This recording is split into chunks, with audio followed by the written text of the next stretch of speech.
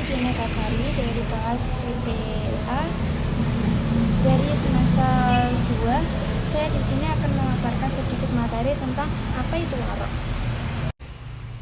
Warak secara tradisional dimaknai sebagai hati-hati dalam menjalani kehidupan, khususnya dalam menjauhi perkara haram dan syubhat.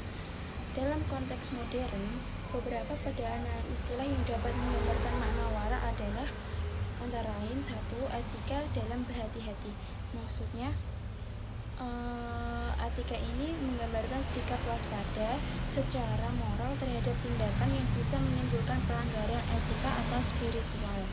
Yang kedua yaitu moral discernment, ketajaman moral, yaitu kemampuan untuk membedakan mana yang secara moral pantas atau tidak, bahkan dalam ranah yang secara hukum belum tentu salah.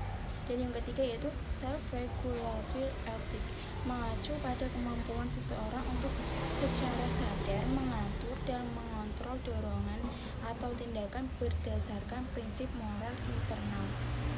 Dan yang keempat yaitu spiritual integrity, suatu bentuk keutuhan spiritual yang menjauhkan seseorang dari kompromi etika demi keuntungan duniawi. Salah satu makom atau tahapan spiritual yang harus dilalui oleh seorang salik menurut para tokoh tasawuf yaitu 1. Menurut Al-Ghazali. Dalam Ihya Ulumuddin, Al-Ghazali menempatkan warak sebagai bentuk penjagaan diri dari syubhat agar spiritualitas seseorang tetap bersih dan berkembang menuju makom yang lebih tinggi. Dan yang kedua yaitu menurut Junaid Al-Baghdadi. Beliau mengajarkan bahwa warak adalah perilaku selektif yang melibatkan kesadaran diri untuk mengendalikan perilaku diri, terutama mata, telinga, lisan, dan juga hati. Faktor pembentuk warak. Yang pertama menurut tasawuf, kesadaran ruhaniyah.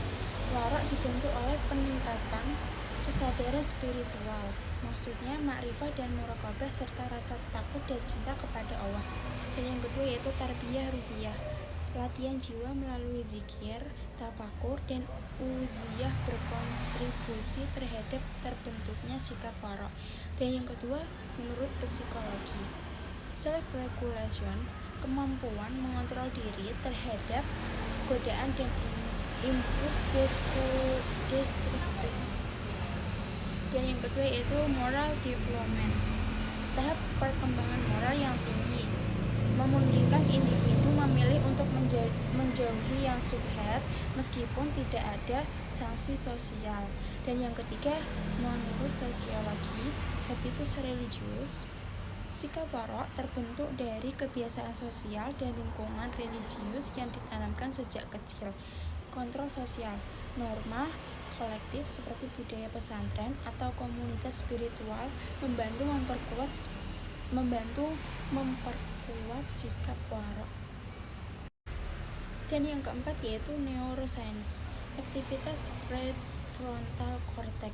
Area otak ini terlibat dalam pengambilan keputusan etis dan kontrol impuls, berkaitan erat dengan pembentukan sikap warak. Dan yang kelima yaitu pendidikan, kurikulum yang mengintegrasikan nilai spiritual, akhlak, dan latihan kepekaan etika sangat penting dalam menumbuhkan sikap warak. Dan yang terakhir yaitu filsafat etika. Dalam pendekatan virtu etik, warak dapat disejajarkan dengan pronesis atau kebijaksanaan praktis, yakni kemampuan untuk bertindak benar dengan kesadaran moral yang tinggi. Beberapa dimensi dalam warak yaitu 1. Kognitif, kesadaran akan halal, haram, dan zona syubhat. Yang kedua yaitu afektif, rasa takut pada Allah, khauf, dan keinginan menjaga kehormatan diri. Dan yang ketiga yaitu perilaku, menjauhi aktivitas yang tidak jelas statusnya, menolak keuntungan yang meragukan, bersikap selektif terhadap interaksi sosial. Dan yang terakhir yaitu sosial spiritual, konsistensi dalam menjaga sikap warak dalam tekanan sosial atau budaya. Dan saya akan menjelaskan tentang karakteristik warak. Karakteristik waro yaitu pertama bersifat aktif, maksudnya salik secara sadar menahan diri dari sesuatu yang tidak jelas status halal dan haramnya. Dan yang kedua, bersifat transendental. Yang ketiga, menekankan kehati-hatian moral. Wara dipahami sebagai mujahadah al-nafs, yaitu bentuk perjuangan spiritual untuk menjauhi segala bentuk syubhat. Ia merupakan makom istidad, makom persiapan untuk makom-makom yang lebih tinggi seperti zuhud dan tawakul. Menurut psikologi transpersonal, wara dapat dianalisis sebagai mekanisme self-regulation dan self-discipline. Dalam konteks pertumbuhan kesadaran spiritual, wara sebagai hasil dari kesadaran spiritual dan self-regulation. Ia berperan dalam pembentukan identitas spiritual dan aktualisasi diri yang berbasis nilai. Mirip dengan moral vigilance dan delayed gratification dalam psikologi kontemporer. Wara relevan dengan pembentukan karakteristik siswa melalui pendekatan spiritual atau moral.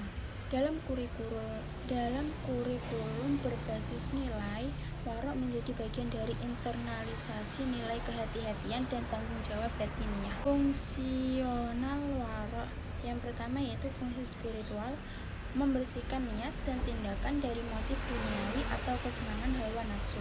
Yang kedua, fungsi psikologis, melatih self-control, delayed gratification, dan cognitive vigilance terhadap godaan moral.